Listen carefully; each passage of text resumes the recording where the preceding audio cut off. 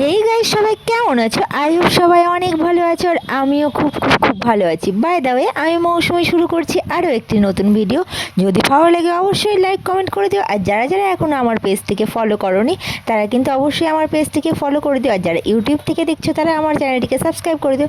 তো আজকে ছিল বিশ্বকর্মা পুজো, তাই কিন্তু আমাদের বাড়িতে পুজো হয়নি। তো আমাদের বাড়িতে যেহেতু দুটো টোটো আছে, তোমাদের দাদাভাইয়ের আর আমার দাদাভাই, তো তাই কিন্তু টোটো দুটোকেই ভালোভাবে সাজিয়ে নিয়েছে। সাজিয়ে নেওয়ার পরে কিন্তু দাদাভাই নিজেই পুজো করছে। তো দেখবে দাদাভাইয়ের পুজো, তো দাদাভাই এই যে বসে নিয়ে টোটোর মধ্যে পুজো করছে। তো নিজের টোটোটাকে আগে পুজো করে নেয়, তারপরে ভাইয়ের মানে তোমাদের দাদাভাইয়ের টোটোটাকে পূজা করবে। আর এখানে কিন্তু আমি বসে বসে একটু ভিডিও বানিয়ে নিচ্ছিলাম। আর দেখো পেছন দিকে মুখ গোমরা করে দাঁড়িয়ে আছে তোমাদের দাদাভাই।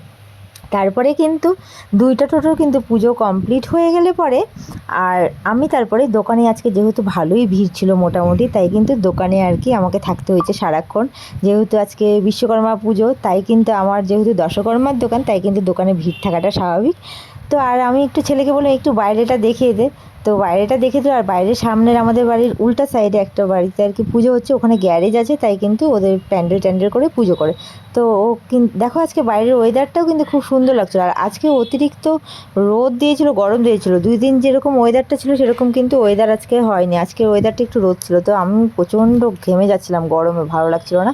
আর এই যে দেখো এখানে পুজো হচ্ছে, খুব ভালো লাগছিলো দেখতে। আর এই যা রোদের জন্য কিন্তু ওয়েদারটা মানে ফটোটা ভালো আসছে, ভিউটা আর কি ভালো আসছে।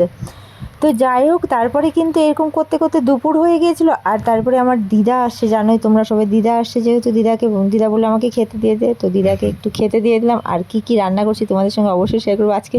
তাড়াহুড়ার মধ্যে যেগুলো রান্না করছি, তো আর কি সেগুলোই দেখানো, মানে রান্না দেখানো হয়নি।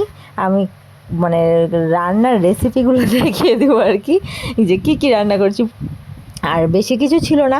তো আর দিদা যেহেতু নিরামিষ খায়, আর আজকে যেহেতু বিশ্বকর্মা পুজো, তাই কিন্তু নিরামিষই হয়েছিলো। এই যে সোয়াবিনটা আর কি তরকারি করার টাইম পাইনি, তাই ভাজাই করে রেখে দিয়েছিলাম। পটল ভাজা করেছিলাম, আলু ভাজা, ঝিঙ্গা ভাজা করেছিলাম।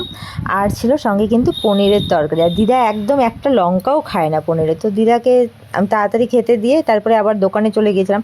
আর এইদিকে বাইরে পুজো হয়েছিল যেখানে, তো সেখান থেকে কিন্তু খিচুড়ি নিয়ে আসছিলো তোমাদের দাদাভাই 2টা প্যাকেটে। তো আমার ছেলে বললো কি তাড়াতাড়ি আমাকে দাও। আর ছেলে এত পরিমাণে খিচুড়ি ভালোবাসে, আমিও খিচুড়ি ভালোবাসতাম, কিন্তু গ্যাসের প্রবলেমের জন্য কিন্তু আমি আর খাই না, আমার গ্যাস হয়ে যায় খিচুড়ি খেলে পরে।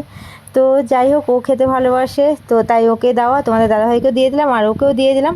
তো চলো, ভিডিওটি যদি ভালো লাগে অবশ্যই লাইক কমেন্ট করে দিও, আর যারা যারা এখনও পেজটিকে ফলো করে দাওনি তো ফলো করে দিও। আর এই যে এদিকে ছেলে পড়তে বসে গেছে।